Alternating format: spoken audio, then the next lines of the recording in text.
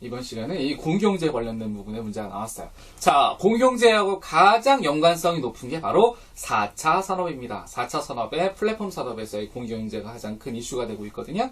예, 요새도 계속 이슈가 되잖아요. 뭐 택시 업계하고 뭐 여러 가지 뭐 그 외부 택시하고 관련된 다른 업계들하고 어떤 이슈화되는 것들이 있습니다. 그래서 이 공경제 문제는 나올 가능성이 높다는 부분이고, 여기에 대한 이해를 높이려면 4차 산업에 관련된 4차 산업혁명에 관련된 책 한두 권 정도는 여러분 입장에서 꼭 읽어보셨으면 좋겠습니다. 네, 나쁠 건 없으니까 꼭 한번 읽어보시기 바라겠습니다. 예, 자동차 산업에 관련된 부분을 해서 설명을 했는데 아마 이 문제가 현대차나 기아차에 나오지 않았을까 생각을 해요. 그러면 자, 지금 4차 산업으로 해서 공유경제가 많이 활성화되고 있어요. 그럼 자동차가 많이 팔릴까요? 안 팔릴까요? 안 팔리죠. 그러면 기업 입장에서는 자동차가 안 팔립니다. 자동차를 파는 게 이득일까요? 아니면 빌려주는 게 이득일까요? 일반적으로는 파는 게 이득입니다. 그러면은 가장 먼저 뭘 하셔야 돼요? 첫 번째는 공유경제에 대한 단점에 관련된 것들을 이슈로 설명을 해야죠.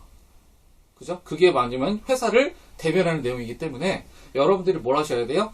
공유경제가 아니라 이 자동차 산업의 공유경제에 대한 이 단점에 관련된 부분들을 말씀하셔야 됩니다. 그럼 일반적으로 우리가 물건을 어떻습니까? 빌립니다. 그리고 뭐예요? 나중에 반납을 해요. 빌리고 반납하면서 가장 큰 건 뭐냐면 저도 이제 제주도에서 렌터카를 빌려봤지만 렌터카에서 조그만 흠집이 있더라도 뭐예요? 그런 것들을 촘촘히 보세요. 그러면 저 같은 경우는 소심해서 운전을 할 때 되게 조심히 운전합니다. 제 차라면은 좀 그런 부분이 덜 할 텐데 주차할 때도 어떻게 하면 좀 더 널찍널찍하게 주차할까를 고민을 해요. 그런 부분들에서는 저는 단점이라고 생각을 하거든요. 그래서 그런 부분에 어떤 이슈화가 되고 그런 부분에 대해 알리는 어떤 새로운 플랫폼을 만드시는 게, 그러니까 공유경제에서의 자동차 산업에 관련된 부분들은 여기에 대한 단점들이 많다는 것들을 좀 더 어필하는 부분에 있어서에 대한 어떤 플랫폼을 만들고 이슈화를 하고 그런 것들을 많이 퍼뜨리는 것들이 하나의 방법이 아닐까 생각을 합니다. 이게 첫 번째예요. 그리고 두 번째는 어차피 흐름상 공유경제 시대입니다. 예. 제가 알고 있는 현대 기아차는요, 미국에서 몇천 달러를 내면요, 매달 내가 타고 싶은 자동차를 바꿔 탈 수 있다고 하는 서비스가 있다고 들었거든요. 그게 아직 국내는 도입이 안 됐어요. 몇천 달러라는 금액이면은 우리 미국 같은 경우는 아마 GNP인가 GDP가 6만 달러 가까이 된다는 걸로 알고 있습니다. 그러니까 우리 입장에서 몇천 달러는 굉장히 큰 돈이에요. 그죠? 몇천 달러는 큰 돈입니다. 미국에서는 그거를 그렇게 수용할 만한 그런 계층이 있기 때문에 그런 서비스가 되겠죠?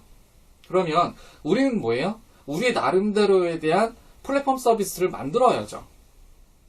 자동차를 좀 더 쉽게 빌리고, 그리고 뭐 합니까? 예, 쉽게 빌리고 원하는 자동차를 내가 원하는 기간에 저렴하게 빌릴 수 있는 방법을 그런 어떤 제조업의 기반이 아닌 서비스업의 기반으로 해서 다시 재설정하는 것들이 빨리 뭐예요? 선점돼야지 뭐 할 수 있습니까? 다른 외국에 있는 다양한 공유 서비스 채널에 관련된 부분들 이겨낼 수 있습니다라는 것들로 설명해야죠.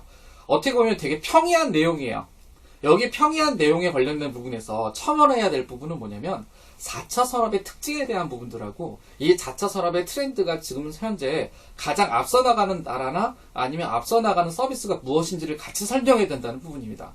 그래서 이거 되게 중요한 문제예요. 잊지 마시고 책 한두 권 정도는 꼭 보시고, 최소한 여러분이 면접 전이다 하면 4차 산업은 여러분 인터넷 뒤져서라도 클릭해서 검색이라도 하셔서 뭐 하셔야 돼요? 알아보셔야 됩니다. 반드시 알아보셔야 됩니다. 그러면 다음 시간에 뵙겠습니다. 안녕!